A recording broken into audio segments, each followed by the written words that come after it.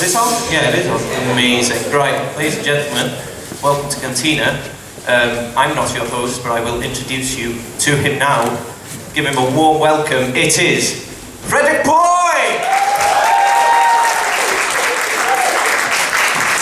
Hello, Kanteena! Hello, how are we doing? That sounds positive. So we're LUCI. My name's Frederick Bloy. I'm going to be hosting. And tonight is a comedy night, so I thought, what's better than to start with talking about serious subject matter? Serious things. Is there anyone out there who has something they take quite seriously? Anything at all? Just shout it out. Doctor Who. Doctor Who? You know what, I'm going to be honest with you here. Out of all the possibilities, I did not prepare a Doctor Who joke. I'm going to be honest with you. No, time travel. I should have time travelled. Anything else? Anything else very serious? It can be as, painfully dull as you like. My degree. What is your degree? Marketing. You can come up here and publicise it. No. So, Doctor Who and your degree, they're serious, but they're not very serious, I would say. It's sort of like when a 5-year-old gets a loose tooth, right? They'll get another one, it's fine, it's not serious. I have come to talk about something extensively more serious than all of this. Something that the British public find painfully serious, equal to sort of whatever Kate Middleton is wearing at any given point, and also Iraq's relationship to chemical weapons. So, I would like to talk about biscuits. Yes, yeah, I'm glad we all like them. So, I really like biscuits. If you invite me around to your house and there aren't biscuits laid out, I'm not taking my shoes off in the hall and I'm leaving with the dog. Fred, I can't leave any biscuits out. There's a biscuit shortage. Well, roll some cookie dough, mate. Otherwise, there's going to be a huge shortage soon. Fred, my brother died in a car crash. If there are no biscuits at the wake, he died in vain. Hey, we're going to talk about biscuits. Everyone's opinions are going to be heard. There are no gods here. However, there is one crucial thing you have to remember. And that is that only my opinions will be heard because I am God here. I'm God of the biscuits. I have the mic. Right. So, biscuit one. I have a bag of biscuits. Right. Let's talk about them. Biscuit one. Did you know that a bag full of biscuits only costs about £9? It's ridiculously cheap. So, one, the nice biscuit. Do we like the nice biscuit? It has nice in the name. Yeah. Right, there's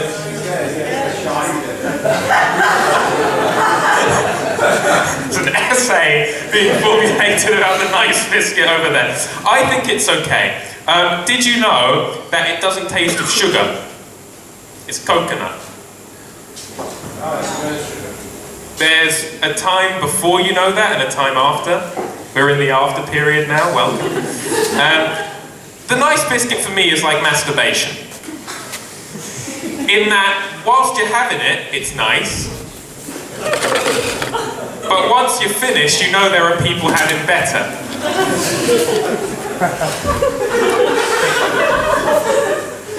It's an average biscuit. It's okay. I'm going to rank this okay. It's an okay biscuit. Right, biscuit two. Biscuit two. We got a lot to get through, lads. Right, the digestive. Opinions. A lot of respect. I too have a lot of respect for the digestive. It is a, just institution of British tea time, along with, I'd say, Bisco gravy and domestic abuse. Cover this in chocolate, it's a monster, right? It's like Head and Shoulders. Head and Shoulders is nice, right? It cleans well. Add apple into that. Have you tried the apple Head and Shoulders? Try it. It's glorious. This is a great biscuit. This is a great biscuit. Right, third.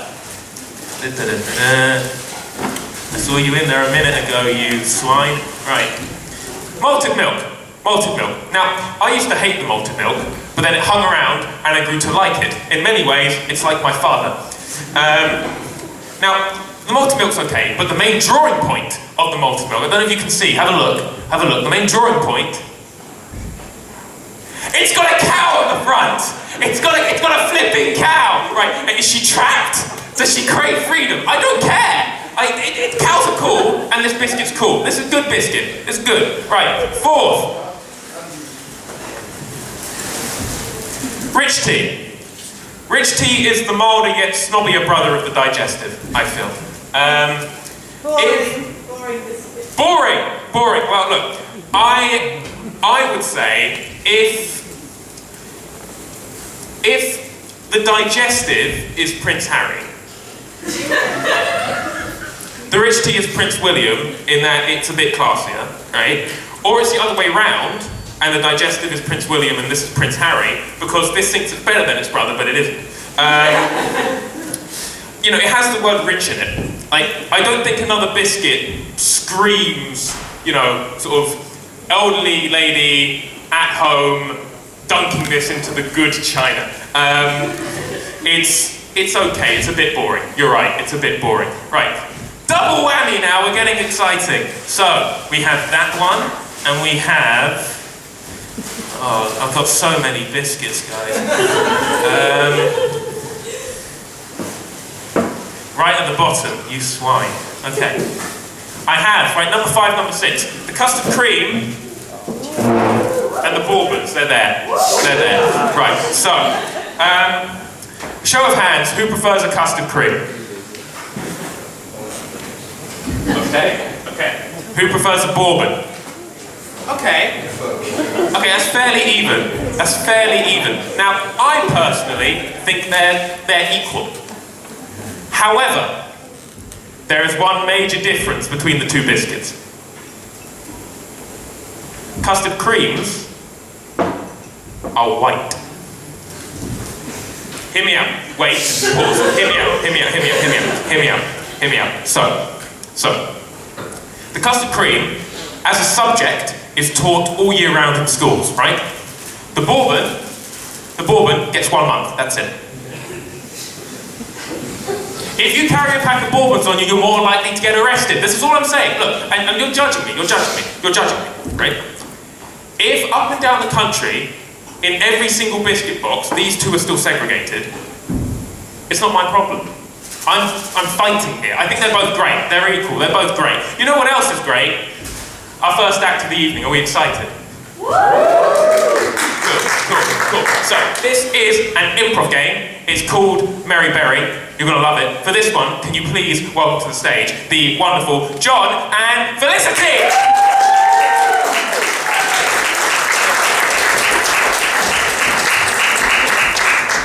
So, you may be wondering, Fred, why is this game called Mary Berry? And the answer is, she paid us! No, I've never met Mary Berry, I'm sure she's lovely. If you're out there, so she makes nice cake. So, Mary Berry, these two, for about 30 seconds odd, are going to be performing a very mundane scene, a very mundane comedy scene. Until after about those 30 seconds in, I say, Mary Berry. And then at that point, they take it as ludicrous as they possibly can, as ridiculous as they can. To start that though, what would I like for you? I would like a location, please. Any location you guys can think of, it's down to you. As wacky as you like, shout them out. Bus stop. Bus stop. What security? Airport, what security? Airport security. Airport security, cool. Volcano. What was that? Volcano. A volcano? Okay.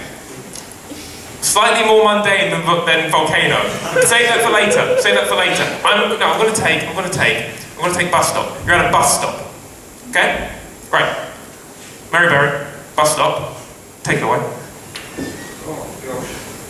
When did you say the 100's coming again? Never.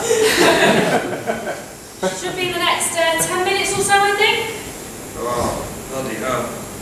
Worried we're going to be late for this lecture. I'm not too worried. This one's on different types of grass. It'll be fine, Mary Berry. Yes. And, the next one's just on cultivating marijuana. Well, it leads on very well from the different types of grass, you see. I don't think it was meant to be the lecture series. It's just the lecture, isn't it? Yeah. Hippie Dave. He's just trying to build his business on the outside. That's why they're going on strike. They don't get enough money. He's having to do this. Yeah. Oh, I had to buy cocaine from my mathematics lecturer as well. Oh, that's local businesses. Very good of you, John. Very good of you. Yeah. My module convener's a smack dealer. Very good of you. Very good of you indeed. I know. Oh, gosh. Well. And, I think what we should do really is we should set up our own little hustle. Oh yeah? So What are you thinking? What are we going to sell? What's your ideas? Right, well now fentanyl is quite popular nowadays. Well, that's a key one. That's a key one. Yes. But what I think is really going to suit the campus life is spice. So right. So what we need to do, I think, is learn how to make the stuff. Oh, well, that is key. Who do we know that does biology? Oh gosh. Well, Dave does it. Well, we can always go to Sultan's. He's got enough spice. Oh yes, Sultan's man. Oh yes. Sure. Next time we're in Sultan's, we'll try and get some spice. Right. Okay. Next up, what's our business plan? Oh. I'm thinking we sell to the students panicking in the library on Thursday night for an essay student. They'll take absolutely anything. Yep. Perfect. Right. Okay. Finally, how are we going to put the other lecturers out of business? That's the question. Oh. Now this is a question. Well, you're single-handedly holding up quite a few of their careers there, John. I think if we bring you out of the mix, they'll crumble instantly. You don't know what you're like on Thursday. Yes, indeed. I take smack, weed, cocaine all at once from my being a mathematics lecturer and my other one all at once. Yes. That's just 11 a.m. I know. And scene.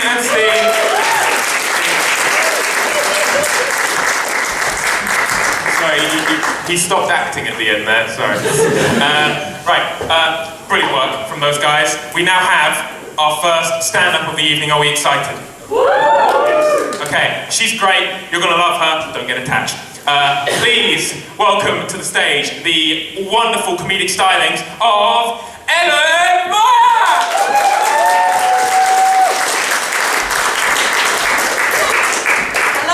Before I start, I would like to say, as King Charles did, it's cold, I'm not nervous, that's why I'm shaking. But enough about me. So, are we well? Yes. Are we healthy? Yeah. Healthy enough? Well, I hope that we are, because I do love the NHS, but it does have quite a lot of fundamental flaws that I can't get my head round. Like, when you're in A&E, why have they spent loads of money on a flat screen TV and then not put the sound on? What part of the budget cut is that? Like, you're having a heart attack and Philip and Holly just mime at you. The subtitles don't help. They're so far behind the actual speech, they're from yesterday morning. Which is quite sad, because I would actually like to know what goes into the Easter nest cake that you're making, Holly. But I do feel quite sorry for the NHS staff. It must be really difficult dealing with like all the members of the public all the time. Like my mum told me a story about her friend's grandmother who had an altercation with a GP receptionist during the AIDS crisis.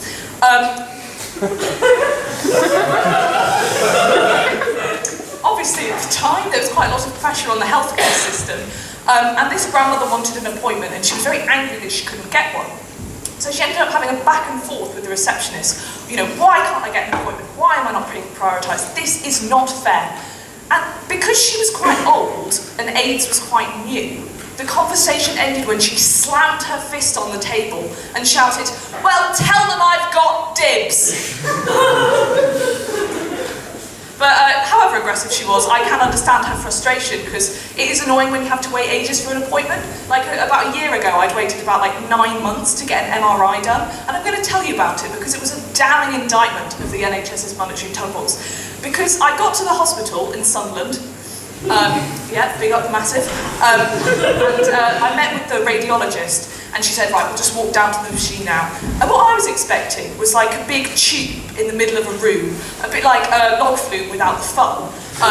But there's still a camera for expensive pictures. But we've been walking for ages and ages, and then suddenly we were in the car park next to a big lorry. And it turned out that the MRI was in the lorry. Like, I'm not being a snob, but when I think of an MRI, I don't think of a white van full of strangers. I wasn't about to take any sweets off them, even though I was being very brave. But I decided to still, get in the van, and I was in the tube like Augustus Gloop. And if you've ever had an MRI, you'll know that it's quite an overwhelming experience. The machinery is really loud, it's very, very tight space. So I was very stressed. And to add to that, about halfway through the scan, the thought came into my head that at any moment they could just drive off. Which did not settle my nerves, but thankfully there was nothing wrong. The scan ended, they showed me the picture of it on the machine as if they wanted me to analyse it. And then I got out of the van in Reading. But it was a good experience overall because the staff were really lovely. Because sometimes you do kind of get the feeling that medical professionals might not really be on your side. Like, I'm gonna get vulnerable here. I was doing my Duke of Edinburgh Bronze Award. You could applaud now. The moment's gone. It's gone. Tough crowd. I was doing my DME bronze, and I'd had some problems with my ankles during the practice hikes, and I went to the GP to see if there was anything that I could do to help so they didn't have a problem with it on the real hike. And he said, okay, just take your shoes and socks off, I'll have a look at how your joints are moving when you're walking around. And I'd taken my second sock off, and I stood up, and he looked at me, and he went, my, what wide feet you have. All right, Red Riding Hood. Are you diagnosing me or are you bullying me? It was so brutal. It made me so paranoid as well about what medical professionals actually think of me. But it's not the only time I've had that experience. I'm sure we've all had that feeling when you're in the optician that you're being pranked. Because they put those ugly ass glasses on you, like this potato head, and then they start playing buckaroo with your face. It's so crushing for my self-esteem. And then I get paranoid about it, and then why'd you have to sit in that massive chair? It's for your eyes. I feel like I'm going to blast off. I'm reading the letters like A, F, T, -5, 4. It's terrifying. But they are, in my opinion, the weirdest chairs ever. The only chairs that come close to their weirdness are the massage chairs in service stations. I don't get these. I've seen in every service station there's a massage chair, and I've never seen anyone enjoying them. Just like how every Scottish bridge has a bagpiper. It makes sense actually that no one's enjoying these massage chairs, because why would anyone be driving for hours, quickly stop off for a McDonald's, and then pay money to sit outside the toilets in front of everybody and be generally vibrated? Just get the bus. And they're always paired with those fairground grab machines. No one uses those. Why would anybody be oh yeah, just have a quick wee. Anything that I need before I get back in the car? Maybe a coffee from Costa, a Joe Wicks cookbook from W.H. Smith, a fruit machine addiction from the casino. No. I know what I need. I need an Angry Birds plushie. The only people I can actually fathom using those machines, are the Eddie Stobart drivers who apparently take a look at the front of their trucks and think, it's okay, it looks okay, but it would look better if I rammed a soft toy into the front of it. But I shouldn't be too hard on the truck drivers because they helped me get home from Reading. Thank you very much.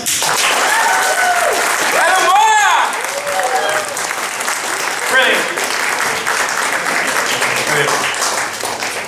So, we now come to our next improv game of the evening. This one is called Superheroes, and I need 3 superheroes for that. Those superheroes are going to be Jon, Tom, and Joe. Welcome them up.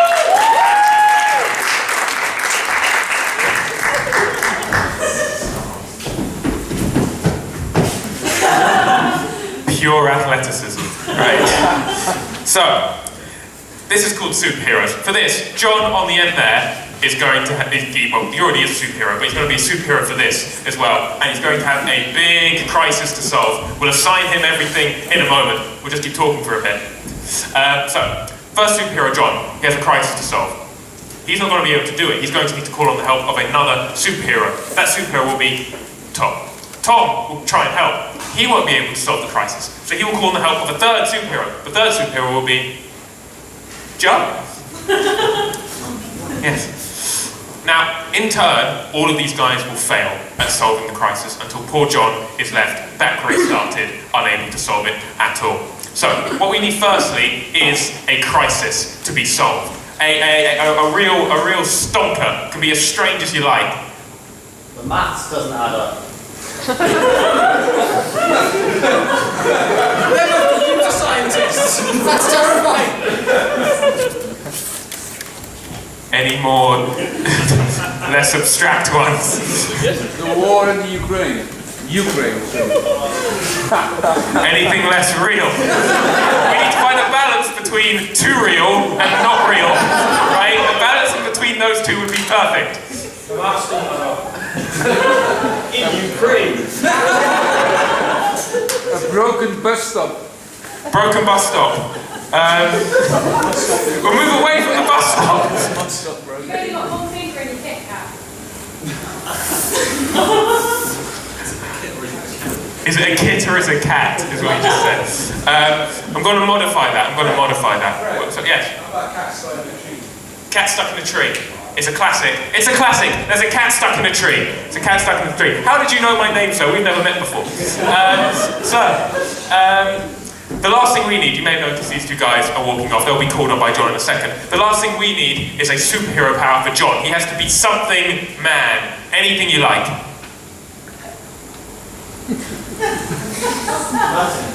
Nothing man. Nothing man. Well, something like that?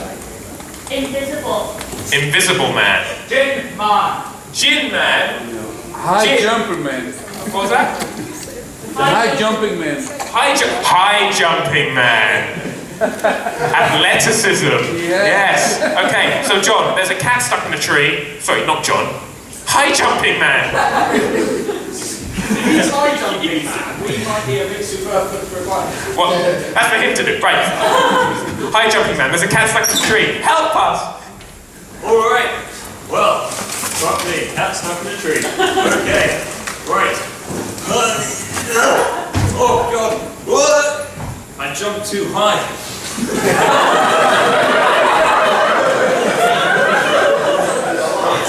Right. Yes. Okay. Try again. Oh, I jumped too high again. And my keys fell out. Right. Oh god. Okay. Little jump. Yeah. Oh. Too high again. What I need is my good friend to stop me from jumping so high. It's Lethargy Man. Hi, jumping man. Hi, Lethargy Man. Can you help me be more lethargic when I jump to save this cat? No. Oh, damn.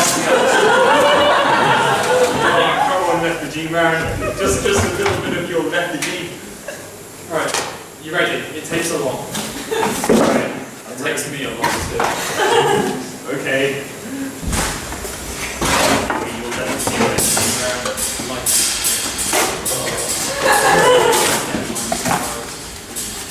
I haven't finished it. You're right, Lethargy Man. I haven't. Yes. It's true. That's Right. Okay. Oh god. that cat's gonna die if you don't give it. Oh god. Well, to be honest, that motivates me more a bit, Lethargy Man. You can't blame him. What exactly trying to Sorry. Yeah. No, fair enough, Lethargy Man. Gosh. Right. Okay. I feel pretty lethargic now. Give jumping a try. No, now it's not high enough. I'm so lethargic, I can't jump any higher. Oh no. Now I need I need somebody who can energize me a little bit more, but not too much. Energizing, right? I know a great guy with energizing. Who? Factory man. Brilliant. Bring him in. Whoa! Energizer never stops! Right! Right, what's going on? Tell me, what's happening? Battery man. Yeah, that's me. Alright. Go, battery man. I'm going to sleep. Stay right here. Because I need to charge. Go on, what do you need? Battery man, can you give me a little bit of your energy so that I can jump to save the cat? But not too much energy, because then I am jumping too high. Gives you too much. Yes, indeed. This is a pretty perfect system you've got going. Right, okay. Right, Yes. the way this works, I need some jump leads. Oh, Look at that! fucking hell. Hold still! Right to the nipple. Exactly! Hang on a sec. What model are you? Oh, 2008. Oh, shit! These are 2009 cables. I'm sure I'm right. Fuck, it doesn't look good. You are really helpful. Okay, right. Try my best. Oh, shit! Too much! Right. Give him some lethargy, that might help. Okay. I'm going to do push-ups. It's all going to go wrong. I'm never going to save the cat. Okay. If you get the cat, it's just going to go fucking back up there again. Wow, that's even working on me.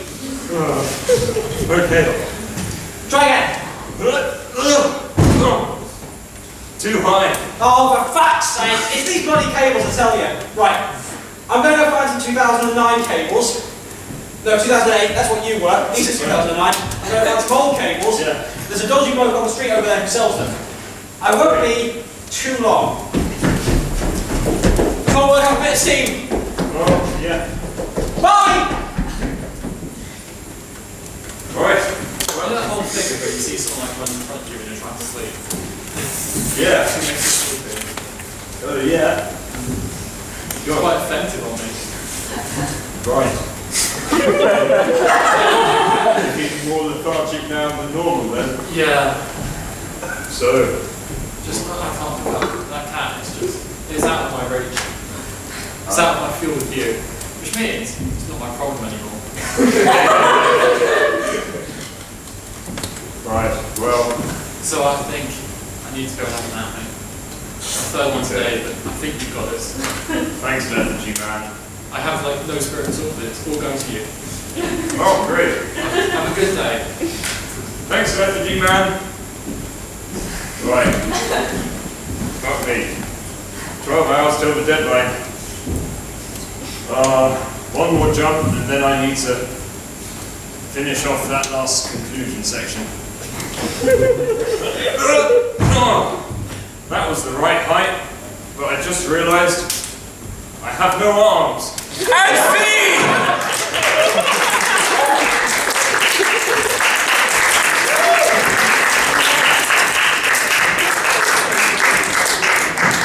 What a twist! Never saw it coming. Now we have for you our second stand-up of the show. You're gonna love him. Don't get attached. He's mine. Please welcome to the stage the always fantastic Mr. Iestyn Jones! Good evening, fuckers! Is everyone doing alright? Glad to hear it. Right, I've got a question for you all this evening. It's not something you have to answer immediately. You can think about it as I bullshit my way through the next couple of sentences, I suppose. But right, here's the question, right? Do you all like my shoes? Wrong answer. No, because I got them from Primark. It was £6, another bargain. You know, you'd expect a pair of shoes from Primark to kind of have the same comfort levels as like 2 empty boxes of tissues. But let me tell you, sir, I put these boxes on. My boxes? No, these shoes. I'm stuck. These shoes on, and they blew my socks off. And they were still comfortable. Hey. We've got quality in this evening. But no, that's the thing, because that's the thing with Primark, right? That, you know, they're dirt cheap, but the quality is actually like pretty decent. Like, I wouldn't call it dog's bollocks, but it's certainly up there on like the bollocometer, right? Like if we were to put a measure on it, right? Just imagine it's a big like thermometer here, right? Top of it, top bollocks, like the best stuff you can get under the sun. You know, I'd probably call it a three-way tie between Dairy Lee, Dunkables, the letter B, and sex. And then if you were to look at the bottom bollocks, the most rubbish have a low self-esteem issue. Because my granddad, fun fact, used to teach Primark in school.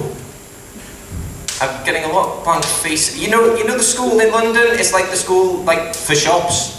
And it's like all the shops go there when they're like little kiosks and they just kind of grow up to be big shops. You know the one?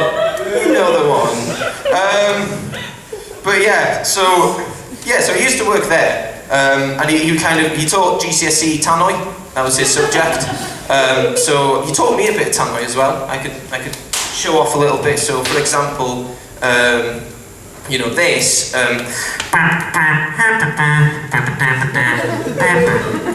That translates to got any mints. So you can use that. We've all learned something this evening, you know, so you can use that whenever you go to the shops.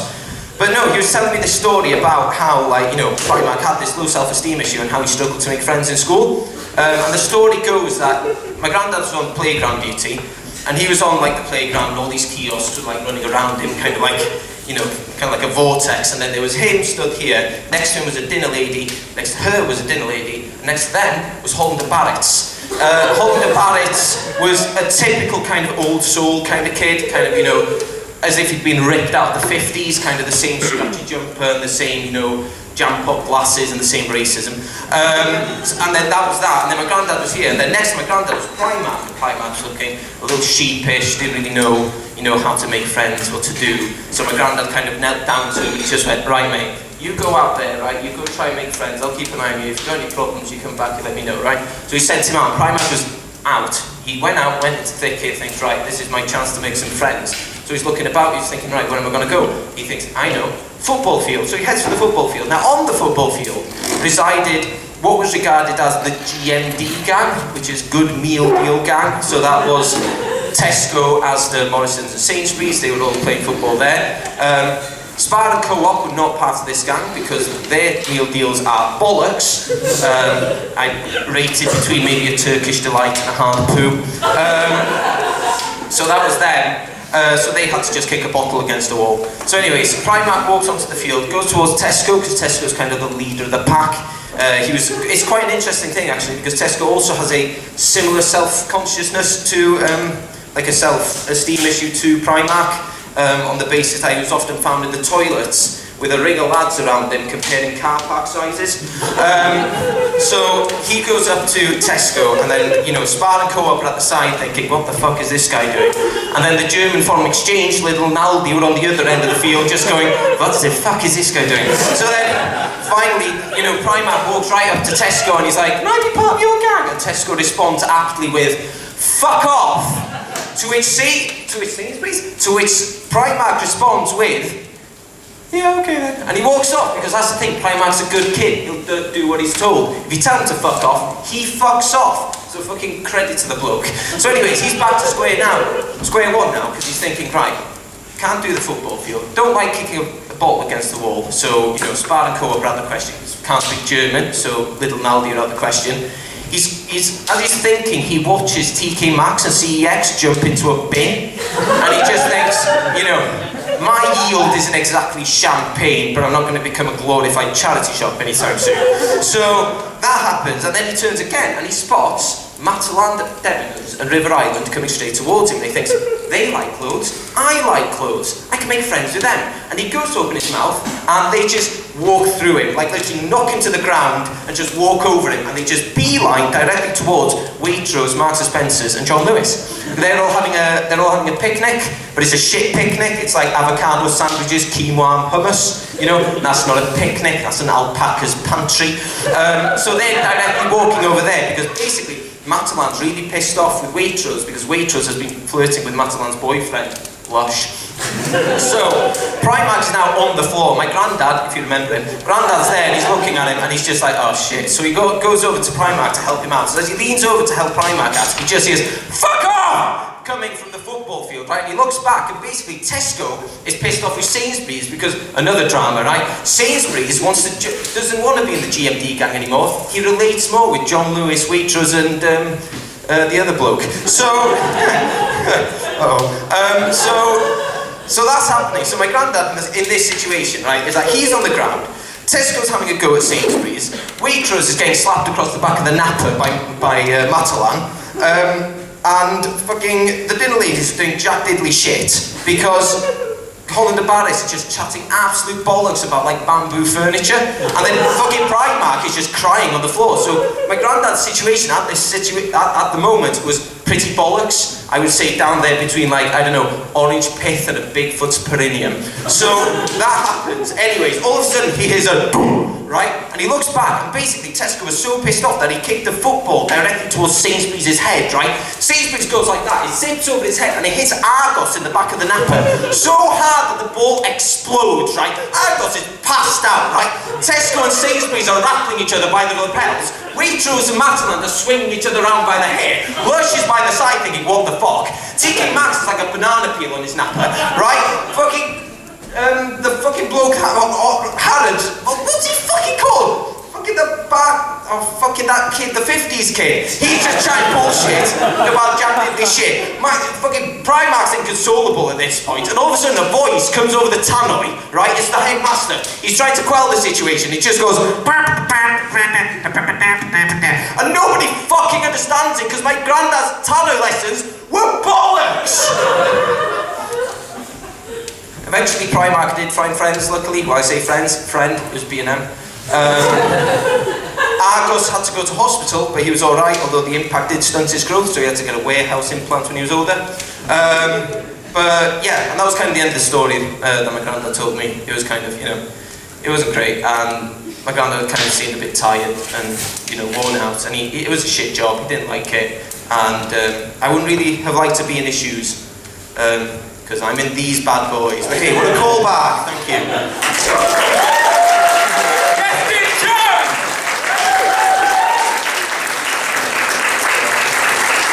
Absolute nutcase. Right. We have our last act this half. There is a second half, don't leave. This last act is called Party Quirks. It's an improv game, and for it I am going to need Joe, Tom, Felicity, and he's only just left, Iestyn!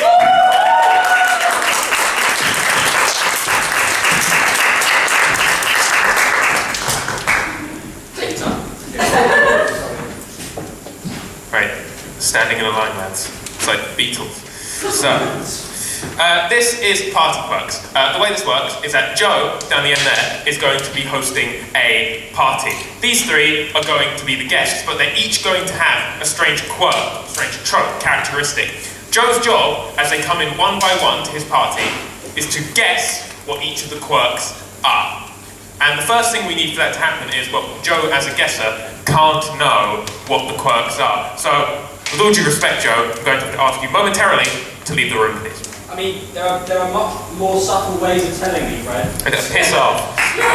Right, applaud him, come on.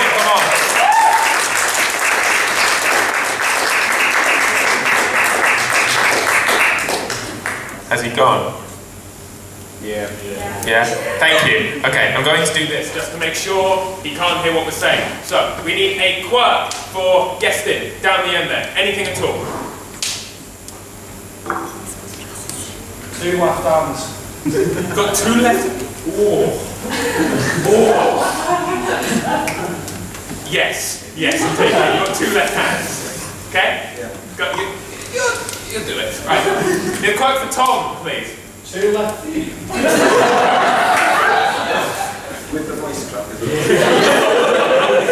Right. Any rises on 2 left feet? I'm obsessed with pineapples. You're obsessed with pineapples. Yeah? He loves a pineapple. Right, we need a quirk finally for Felicity, please. Do you have 2 right hands? Pineapples. 2 pineapples. Hair is made of noodles. Any Kleptomaniac. What was that? Kleptomaniac. Kleptomaniac. She wasn't invited. What was that? She wasn't invited. She wasn't invited. Yeah. Not meant to be there. Wow. You know, yeah. Your fault because you weren't invited. Okay? It hurts, I know. But you've got to gate crash eventually, you're right. Sound off. Yes, Iestyn, what? 2 left hands. Yes, Tom. Pineapples. Felicity. I wasn't invited. Right. The last thing we need to do is to get Joe back in here as the host of the party. The way we do this in improv is we count down, we go 3, 2, 1, and then we say, Joe, come back in here. Are we all okay to do that? Yeah. Brilliant. Right. 3, 2, 1. Joe, come back in here. Yip yourselves off. That happens every time I enter a room. Yeah, go on. Yeah, Joe, go on. Right. Joe, host your party, friend. Okay. Don't panic, Joe, it's alright. Never mind, this is the first wedding you've ever planned, and the bride and groom are late. Think healing thoughts. Okay, what's the positives? Alright, cake's there, great. Nibbles are there, great. Bar's open, fantastic. All windows now. It's them! Darren! Oh! Hey, how's it going? Glad you arrived there.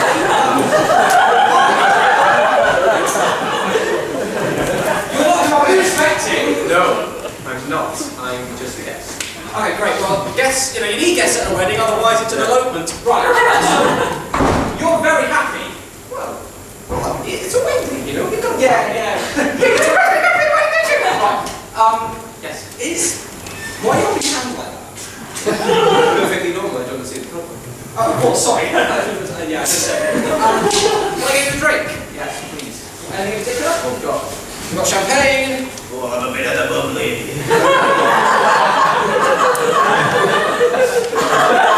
There you are. Okay.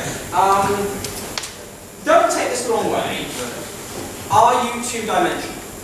I'm sure you can take. I've got a personality. Yeah, I'm sure you're profound human being. Okay. How do you know the bride and groom? You are going to do that before I came back in. I don't know. I just know them. I think I work with them. Oh, okay. What kind of field of work are you in? I don't know. Okay. Parties? Yeah, I mean people go to that. Yeah, I like my personality for shit. But that's not a character, that's not part of the burger. Thank you. Right, I'll discount that. I hope you don't mind my asking. You're holding your hands in quite a particular way. And they're perfectly all way. Is it not holding your hands in on that? Well, not really.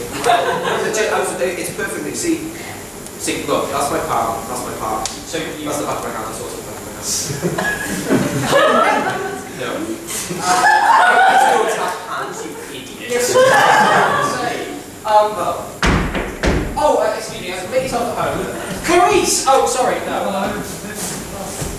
That's good, because this is where the party is. Come on in. Sorry, the bride and groom still aren't here yet. Where the fuck are they? Sorry, I'm alright. Okay, hi. Can I get you anything? Drinks. Yeah, we've got champagne. Fruit juice. Yes, we've got some cranberry here. Other flavours? Would you believe it? There's loads. Apple juice. More exotic. Durian juice. Too exotic. Okay, orange. I'm running out of white colour. Carrot juice. Which is a thing people drink. Do you know any other exotic orange fruits? I don't think it's orange you're looking for. Okay, right. Here's the box of fruit juices. Why don't you pick what you want? Thank you. What did you pick? That one. Thank you. Right. So do you only drink fruit juice? Do you not drink Just the juice, like, it's the fruit. Oh, you drink... Don't drink fruit. Are you obsessed? You're obsessed with fruit in some way. Sort of. If anything, that's less helpful than a no. Right, so,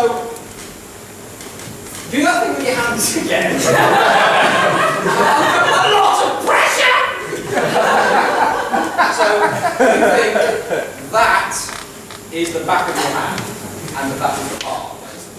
No, this is the back of my hand. This is the back of my hand as well.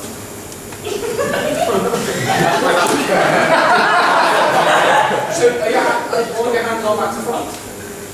Or upside down? I mean, well, listen, I was born like this, okay? So let's not make a big deal out of it, you know? Thing. Okay.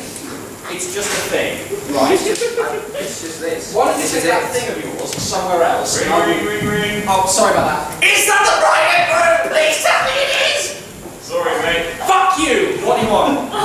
You can't trust that Iestyn bloke. I know! He's not a good guy to have as your right-hand man.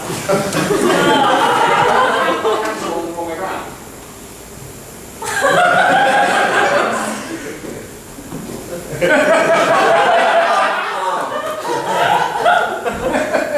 Don't say it like it's obvious, thank you. Those are the palms of your hands, yeah. Great! He's got you left hand. Yes, he does!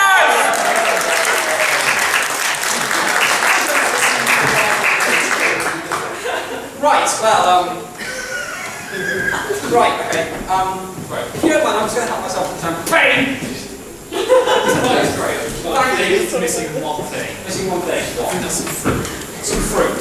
Okay, so you like fruit, but it's exotic fruit. It's not all types of fruit, it's just there's one. It has to be a part of the otherwise this is maybe that's a fruit deliverer, or maybe it's the fucking girl. Oh, it's a girl. Hi. So I am here.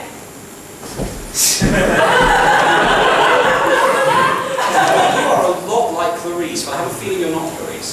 Hi! No, I'm not Clarice. Is it nice for you to be here? Are you happy to be at this party? I am. Are you? No! To be perfectly frank! Weirdos keep coming in! Okay, right, can I get you a drink? Yeah, go on then. It's nice of you to offer. Are you just a dick? Is that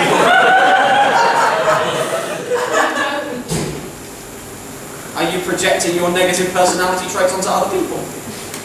Do you know what, that hurts even more than the earlier betrayal. I won't do a millennial joke, that's very, very bad taste. Here's a drink. Drink it. Okay, so, do you have something else on this evening? No, actually, I was completely free. I had nothing happening today. Are you being sarcastic? Well, I didn't fucking invite you! They gave me the list! And I'm the messenger! I know. Stop shooting me! They do some of it spiky sometimes. Are you obsessed with pineapple? Yes, he is! Right! I am down to my last nerve, okay? So, I will only take your sarcasm for as long as it takes to work out who the fuck you are. Right. So you're sarcastic, yes? I mean, no, to be honest with you, Joe, I'm just really hurt, okay? I really thought you valued our friendship more than this. Oh, have we just stopped being friends and you're really embittered? Well, I didn't think we had. I didn't think we had. I've been really busy planning this wedding that's going up the shit pipe! So, don't blame Why is me! it going so well? The bride and groom market? Yeah, generally for a What did wedding, you right? make? Right, here's a It's not clue. always granted, Joe. It's a wedding! That's the one thing you generally need for a wedding is two people getting married. It's true. It's true. Were we gonna get married one day? If we were. Well, as long as you invited me to it first. Human relationships are weird, aren't they? Right, so you and I have history. No, not really. This is the Then why first are you time angry? we've ever had a falling out, Joe, and I'm really upset about it, okay? Right, okay, so, but we don't have history. Like, we don't actually Well, I go thought we were friends. Why Always do you at my staring me in tea the face? parties, you know, you gave game nights, your nacho And I stopped Thursdays. inviting you to things until tonight. Yes? Well, is that what actually happened? To be honest with you, I have no idea. So, you're angry with me because I stopped inviting you to stuff. Did you used to be my Siamese twin? Oh, so you're forgetting all about me. You're my imaginary friend. Oh, So how did this it cuts deep. Oh, can't believe it. I'm sorry, okay? You've just completely forgotten all about me.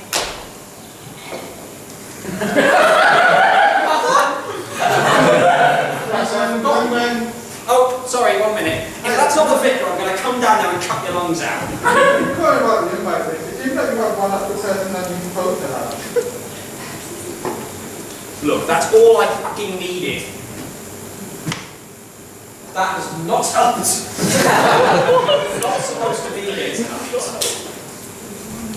I hate it when the host makes that noise.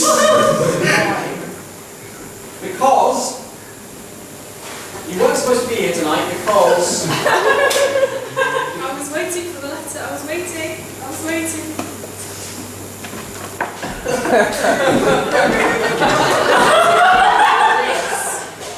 Through friends. Do you know how demoralising that was? so you didn't get invited to the bar.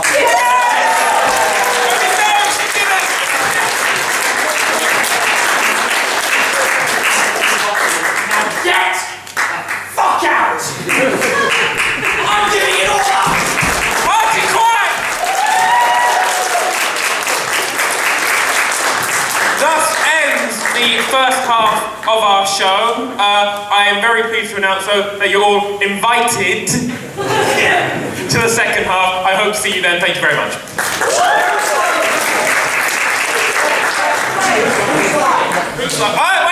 Whoa. Thank you. Sorry, I just had a memory. Yes.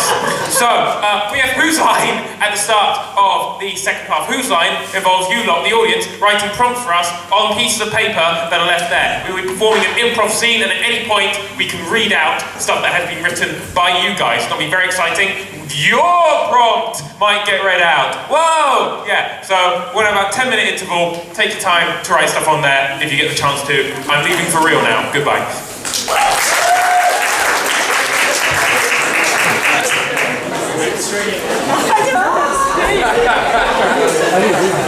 Alright, I hope you're ready for round 2. Sorry, I won't be here too long. Right, introduce back onto the stage your host, Bloy!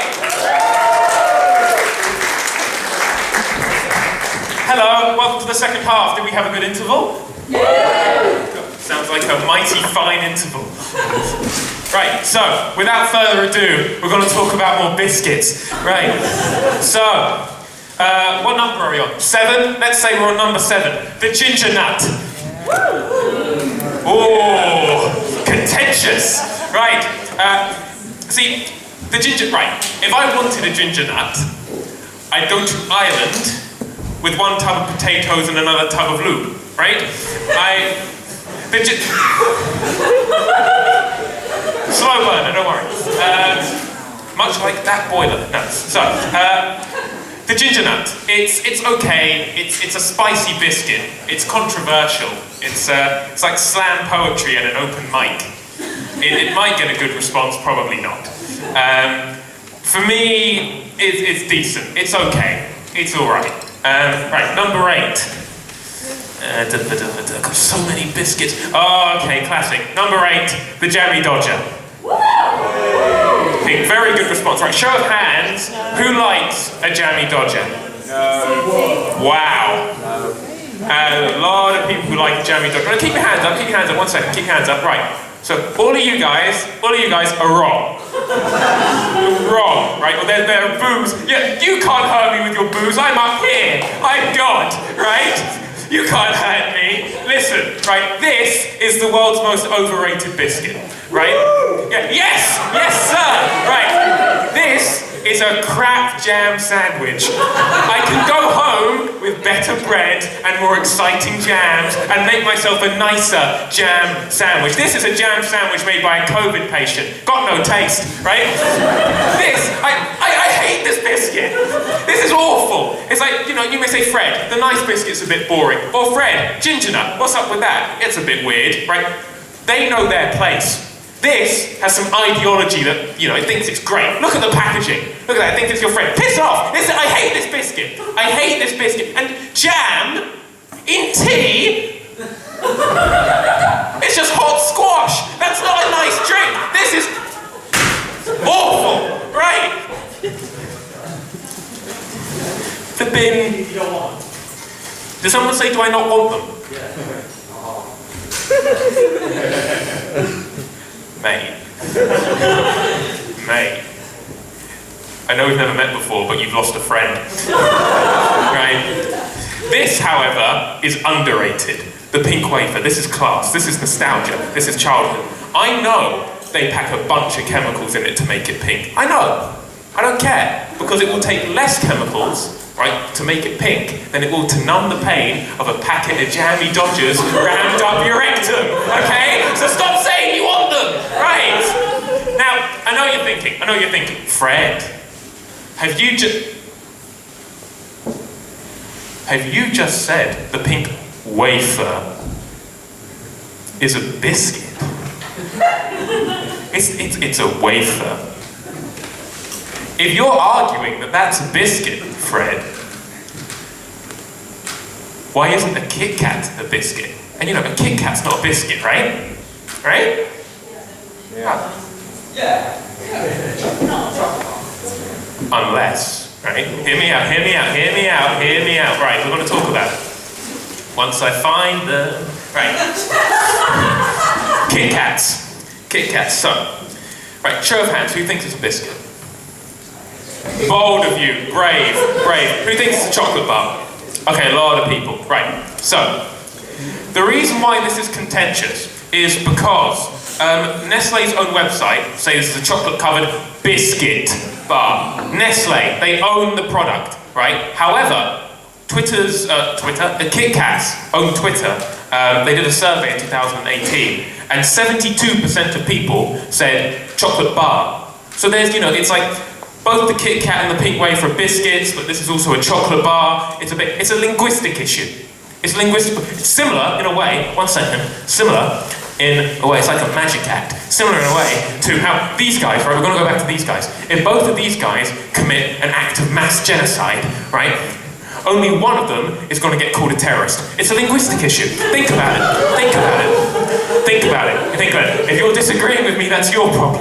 Right, so, one thing I think we can say though, is if that is a biscuit, if we accept that it's a biscuit, it's a fantastic biscuit, right? Yeah. Right, good, I'm glad we can agree there. We're going to get to the kings of biscuits now, because we've said fantastic. These bad boys. Shortbread. Yes! This is, you know, it's buttery, it's creamy, it's sugary, it dunks like a mother, I hold the Scottish responsible for a lot of things, right? You know, haggis, the accent, but this makes it all okay. This is a fantastic biscuit, right? Do you know what else is fantastic? I think is fantastic. The Viennese sandwich. Yes, the Viennese sandwich. This is, I'd say, the charming prince of the biscuit genus, right? It's buttery, it's flaky, it's rich, it's creamy, it takes to dunking like the Labour Party does to anti-Semitism. This is a fantastic biscuit. And you know, you may say, Fred, there are a lot more biscuits we could have spoken about, a lot more, because that is the end of all the biscuits I have, unfortunately. What about the Garibaldi? See, listen, the Garibaldi? Oh my, have you learned nothing? It's got fruits in it! It's not a biscuit, that's a flipping, I don't know, breakfast.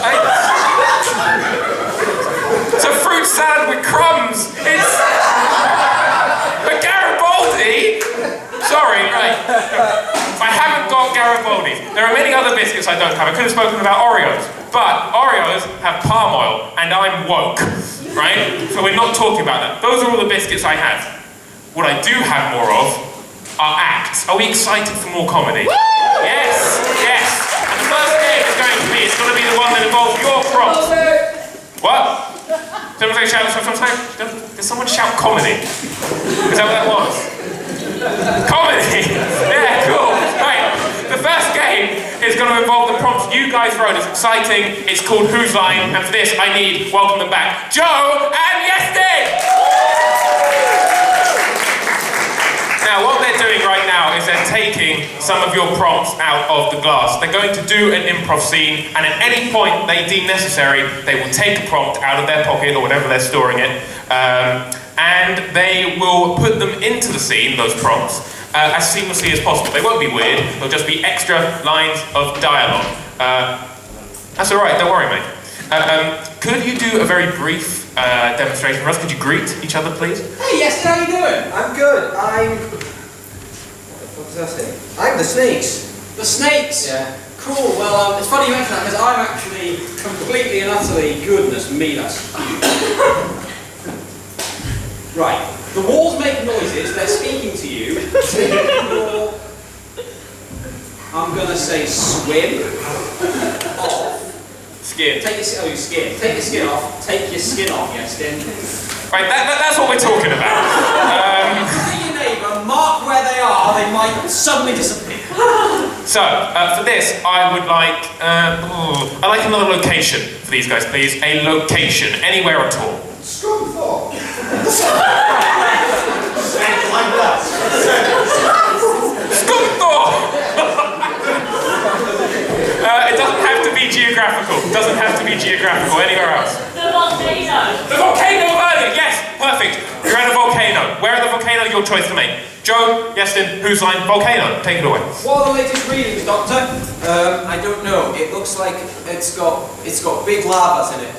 Big lavas? Yeah. It's also got, we just detected recently on the thing, it said, I said I don't love you. That's not making to you. I'm really sorry. Listen, I know. We've had that conversation. It's fine. So, listen, look, this is it. Look, the volcano right now. You mean the volcano that's called Your Cat Has Died? Yes! This is it, right? Right. There it is. Mount Your Cat Has Died. Mount Your Cat Has Died.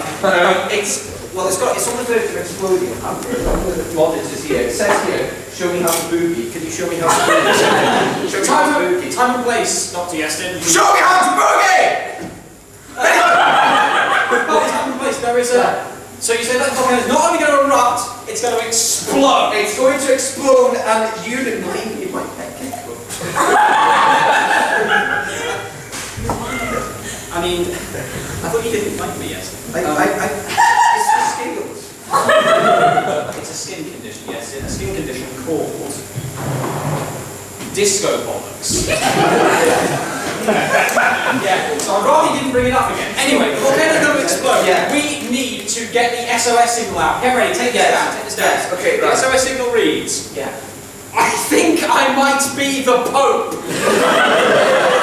Because that level of delusion can only result from the gases coming from an exploding volcano. Good point. Get that SOS signal out. Yes, I'm sending it out. Because it's interesting you say about the delusion, because I was thinking Bukkake. I'm always thinking Bukkake, I can't stop. I know, it's an affliction. Both of these things happened to the last two doctors in this station. SOS has been sent out. I've already got a reply. What does it say? It says, mother's milk. What does that code mean? I need to look it up. Okay, look it up. What does this code say? It's sounding. That's not. That's No, that's not it. That's not it. What about this one? Try that one. Oh yeah, this might be it. The song "Walking Through Memphis" by Mark Kahn. I've got one here. It might be.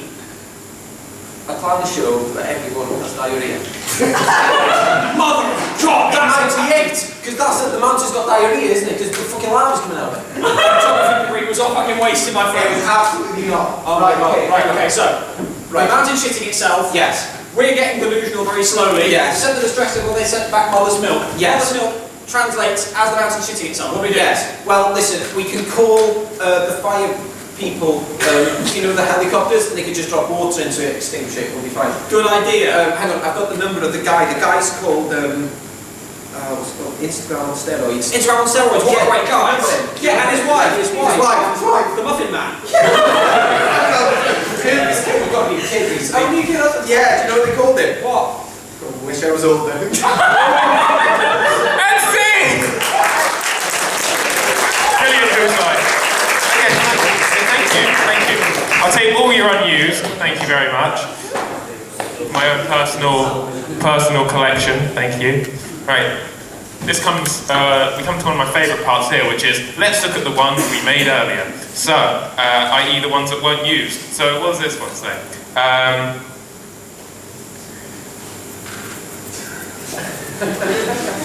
The maths doesn't add up. Difficult sub maths, sorry. What else we got? I'm the Batman. It didn't say to do the voice. That's just what we performers do. So, we have for you now another stand-up, very exciting. She's been working very hard, she's going to be absolutely brilliant. You're going to love her. Please, welcome to the stage, the fantastic, spectacular Felicity Butterworth!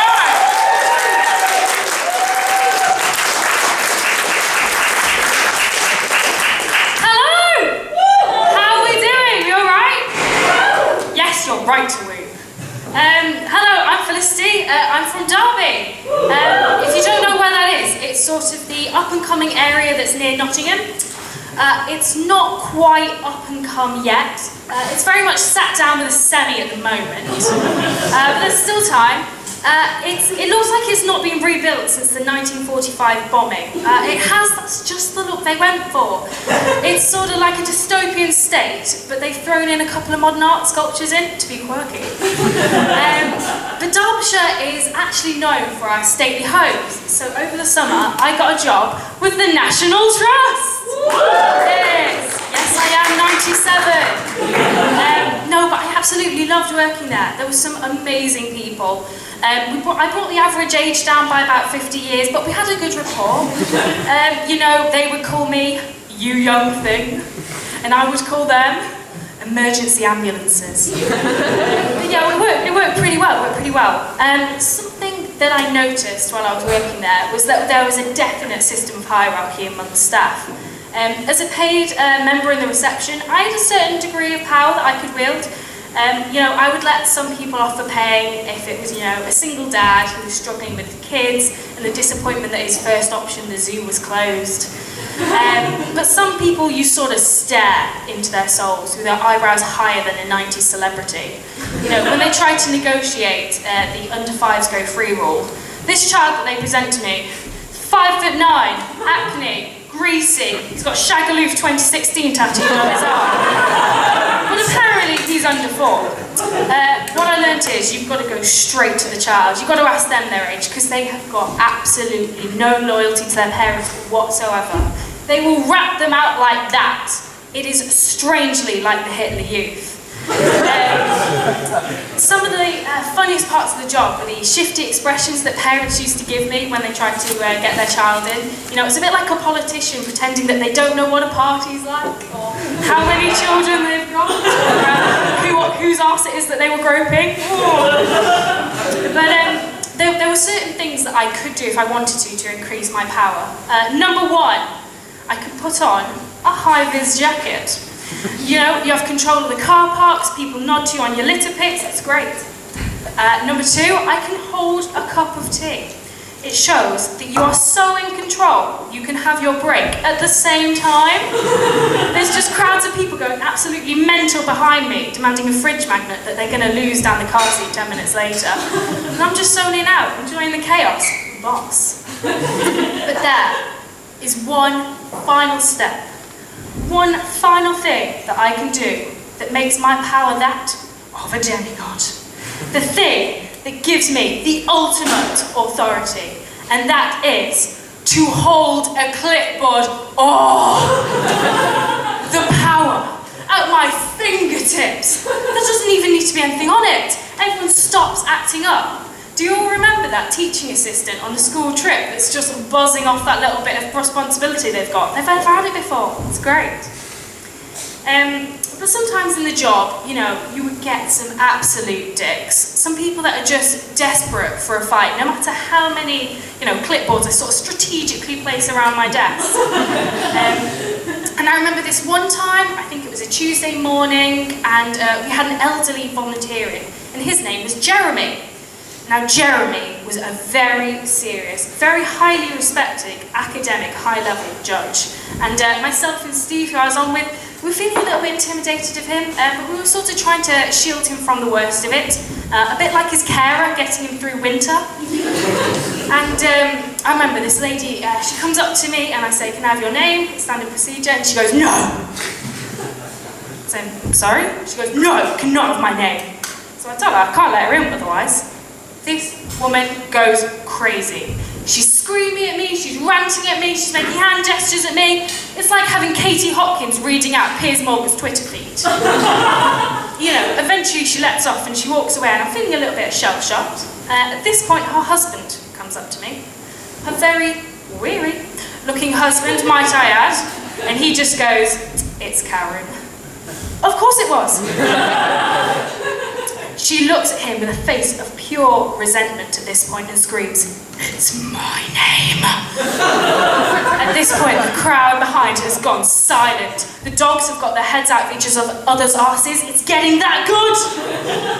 Now, ladies and gentlemen, this is the point at which Jeremy comes along and he says to her, he's pushing his luck, "Is there anything I can help you with?" In that voice, exactly.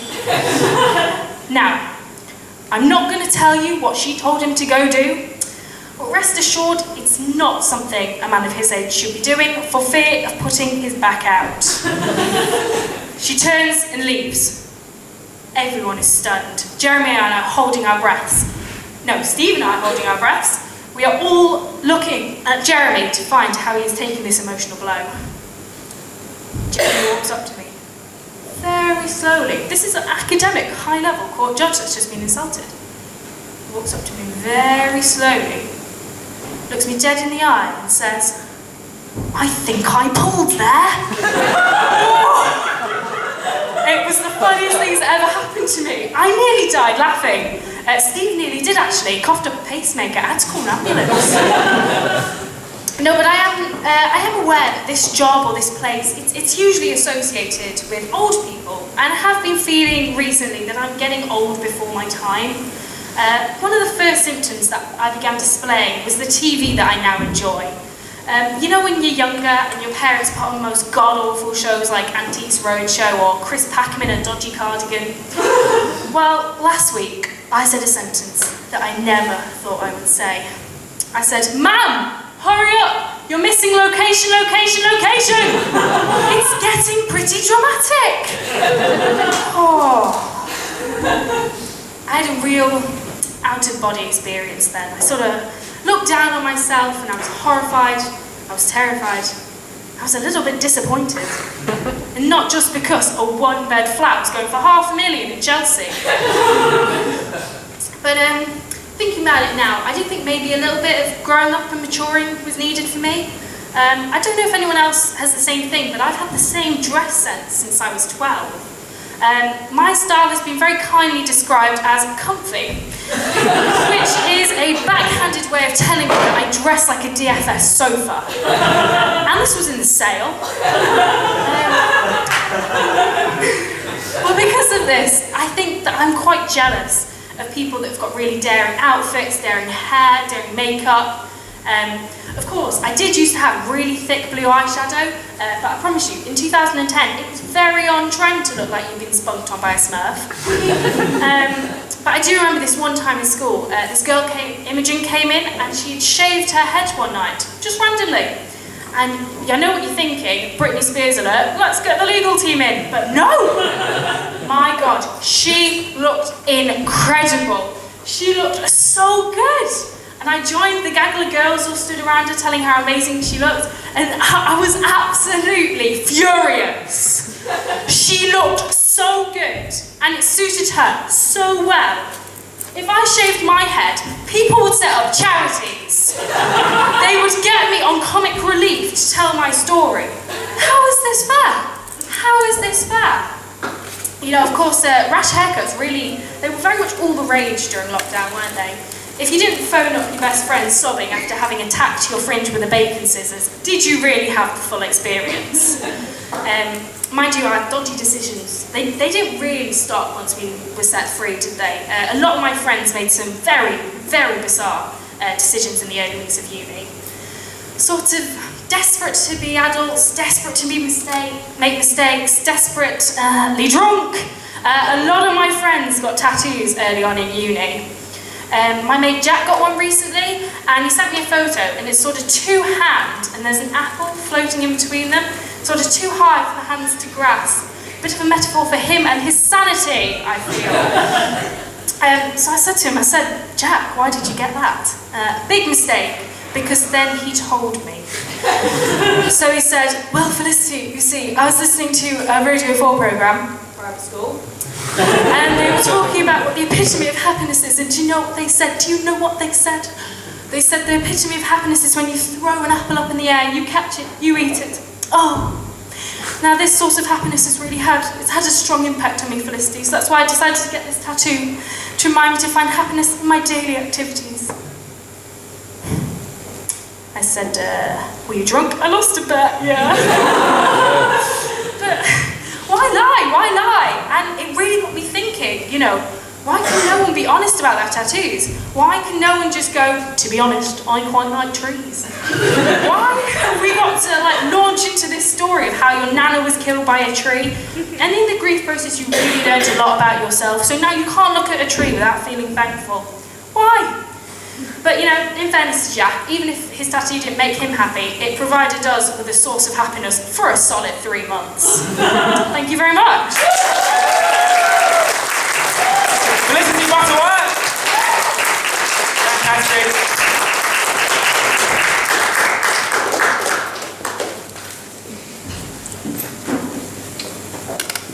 I'm much taller than you. Whoever wrote that, let's measure over at the end. Why not? I'm game. 2 for 1. Jon! It just says your name. I'm glad you like it. So, we have an improv game now. This one is called Should Have Said. And funnily enough, it features Tom and Jon!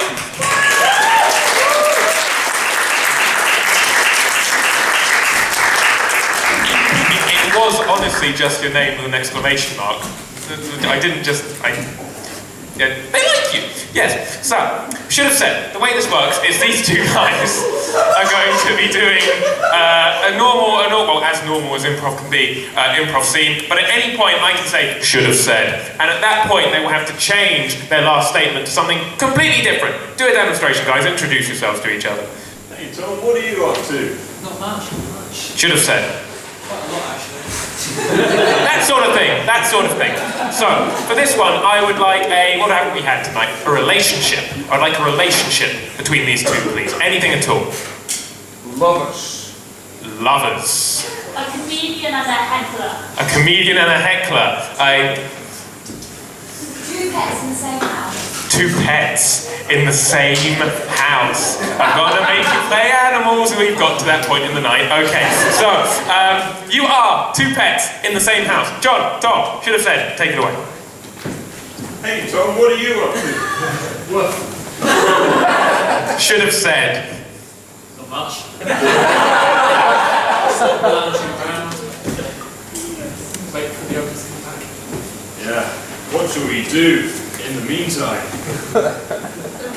Should we run around the house? Should have said. Should we sit around and not do much? We do that all the time. Can you jump up onto the table and get the TV around?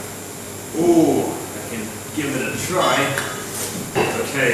Come on, I believe in you. Should have said. You can do this one. Should have said. I don't have faith in you anymore. Why do you need that much prep up for just to jump? You're a cat. You constantly jump on things. Girls jumped in the bin. Should have said. Because you were hungry. Well, I'm just, it's quite a sort of intricate jump that I need to calculate, you know, jumping to change the TV remote, you know, just sort of take my time calculating the jump. Should have said. Well, it's just because I felt lethargic. Of course you did. Well, sorry. Anyway, let me have a go at jumping. Okay. Oh, didn't get that. Should have said. Right. Second time to try. Okay, right. Okay. Good luck. Alright. Oh, missed. Oh, damn. What are we gonna do? Radio's on the floor. Yeah? Right. And? Turn it on. Oh, sure. Yeah, okay. Should have said. No, I hate the Today program. That's a fair point. Yeah, it's just crap about, you know, something called Ukraine. Should have said. I think we should pay lots of attention to that.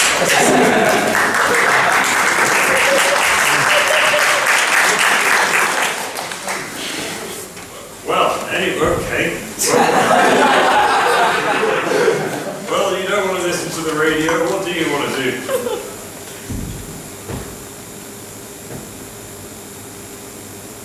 What else is there today? We're pets. We've been sitting at home for 6 hours because our owners don't give a shit.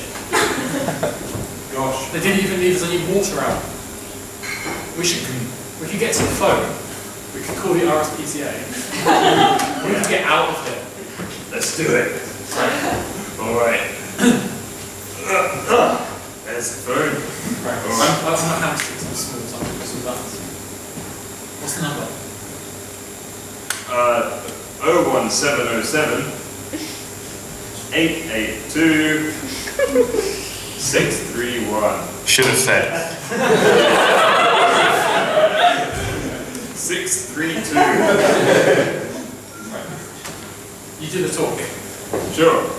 Okay, right. Hello? Yep.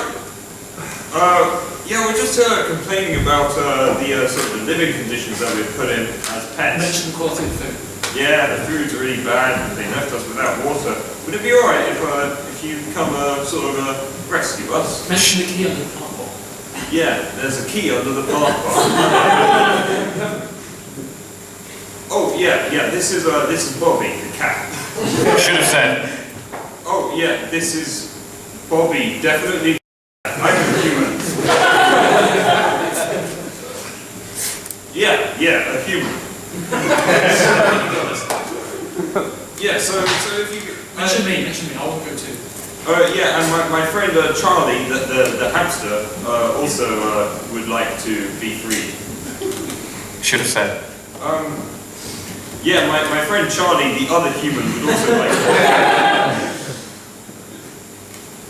Yes, we are humans being kept as pets.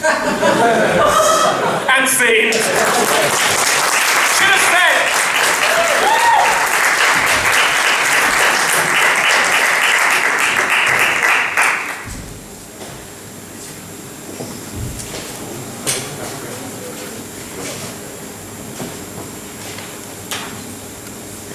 My real name is...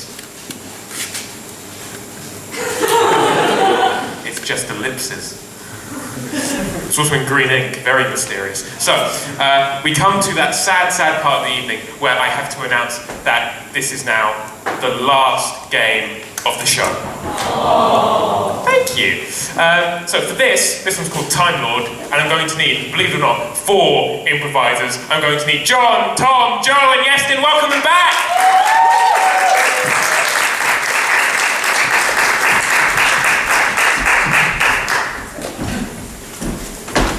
Fantastic. So, the way Timelord works is that this is going to be a collection of improv scenes. They're going to switch in and out of scenes, play different characters, stay the same characters. They're all very good. However, I can control the direction of the story, of the scenes, by saying time-related phrases like flash back a week, flash forward a day, flash forward to the incident, things like this. It's normal improv, but I change the scene by changing the time where it's occurring. Now these guys are so good at Timelord that all they need to start it off is one word. Any word, you've got a few to choose from. Any word. Lobster. Lobster. Suicide. So we have lobster. Lucy, keep things light. Holiday. Your word is holiday. Great. Timelord, take it away.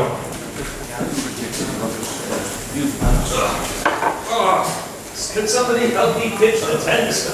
What do I do? I've never pitched a tent before. Awesome, right. So what you want to do is whack that pole in there. Excuse me? Why are you pitching a tent in a hotel room? Well, it's... Not like a hotel. Okay, son, you're a minor. Look, Dad. What the fuck are you doing? Sorry, what the heck are you doing? What's your language, son? I fucking well will. Why are you putting a tent up in my hotel room? Well, I thought it would be a good sort of exercise for my young boy here. Flashback to the booking of the tickets for the hotel. Hi there. Oh, hello. Hi. Welcome to the Seaview Hotel. I'm Jon Lee. Can I help you? Yes, I would just like a ticket for a mission of five, a family of five. Family of five. Okay. The only room we've got that can accommodate a family of five is the presidential suite, which we've actually got one of them. Oh. Yeah, Gerald Ford came here once. He couldn't get up the stairs though, so he had to sit in the garden. All the political satirists did, lovely.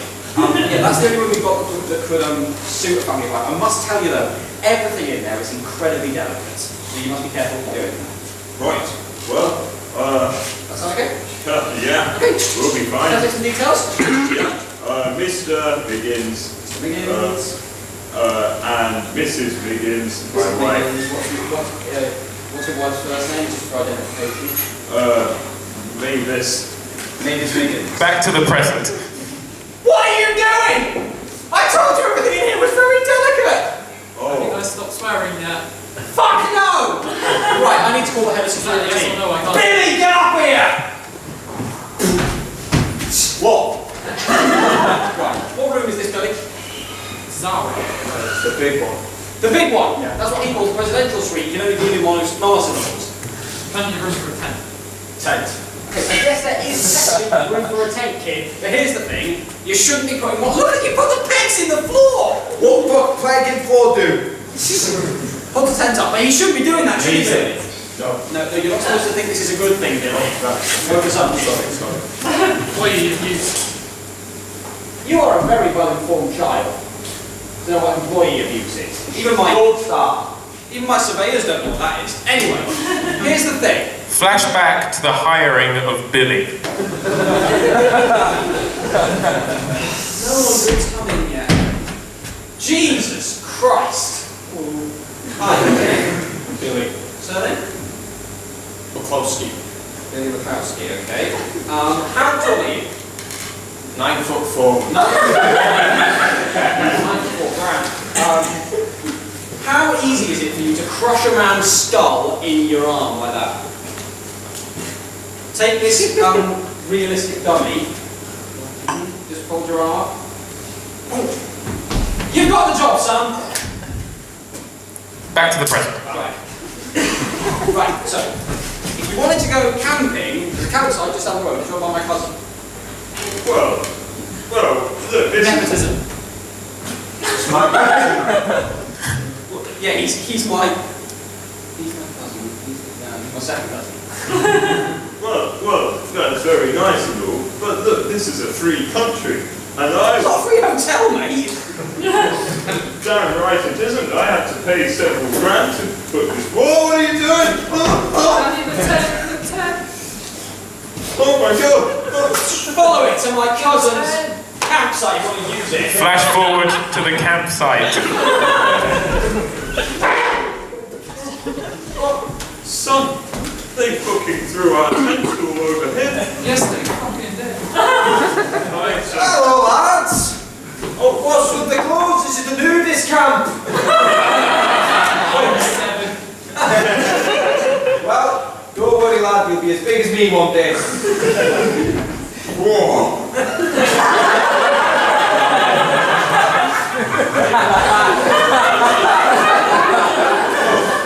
We're just here to get our tent and then we'll be back to the hotel. So... Well, you don't need a tent when you're here. We've got TPs here, and we've also got yurts. You got toilet paper? No, we don't do it. We just have to... Oh, you said you had TP. No, mate. No, there's no toilet here. What we do, we have to sit on the floor and just drag ourselves across the floor like a dog. Can't see a lot. Flash forward to using the toilets.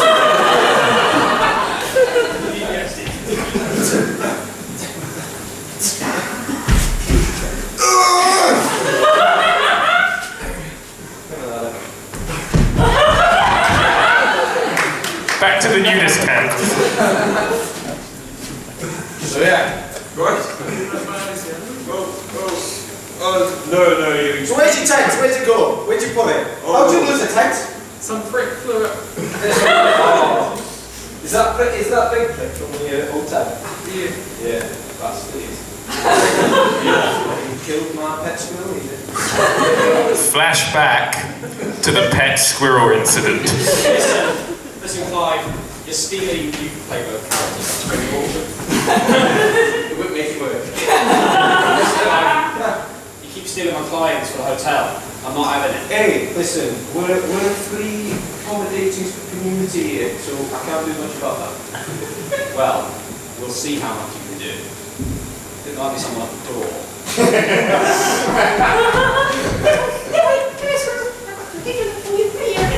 Billy? Kill. Yeah. Okay. Billy, don't kill my squirrel. I'm gonna do it anyway.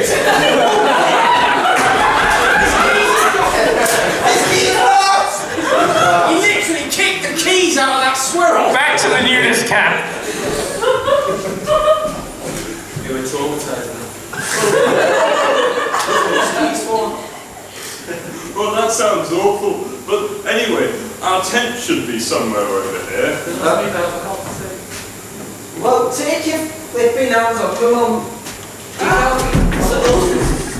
Well, Back to home. Right. okay. Where did you see it? Well, I did hear something. I was busy having a shit. I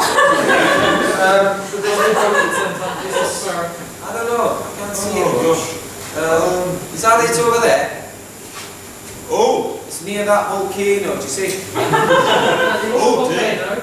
Bloody hell, it's a hell of a throw, isn't it? That Billy bloke's been on the dumbbells.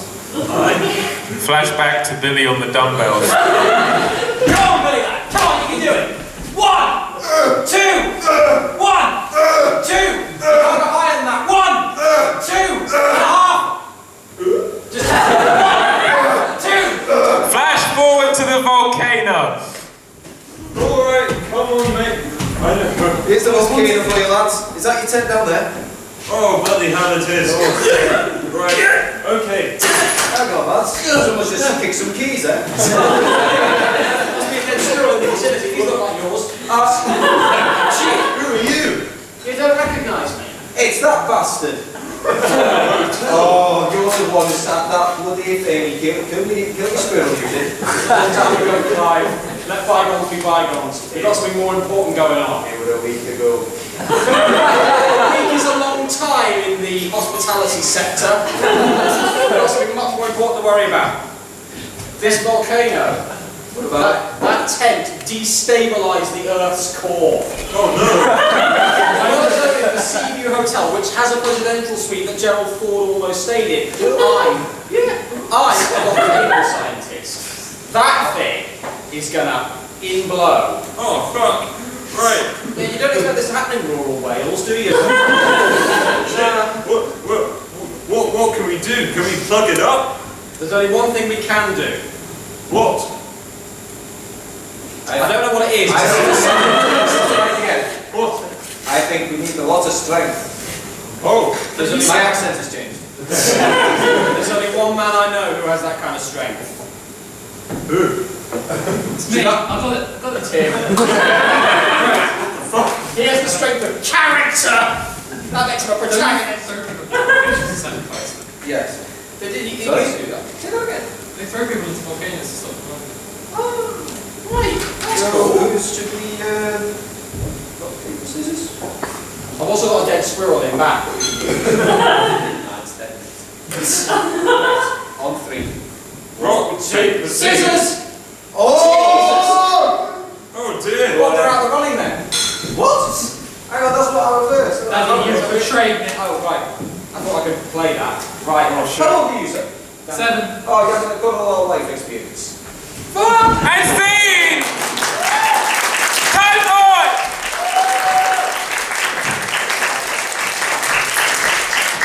And thusly, we come to the end of the show. I know. Listen, if you liked what you saw here tonight, we are the Lancaster University Comedy Institute. We're going on a little break now because we're students and we don't properly work here. But when we're back, next term there will be more shows on. Look out for us. Follow our Facebook page, our Instagram, our Twitter, everything will be there. Furthermore, I'm going to put the biscuits down there. Take them if you want them. Apart from these, because they're pissed. Right. So, as I say, we have been the Lancaster University Comedy. Don't you dare! Don't you dare! I'm finished.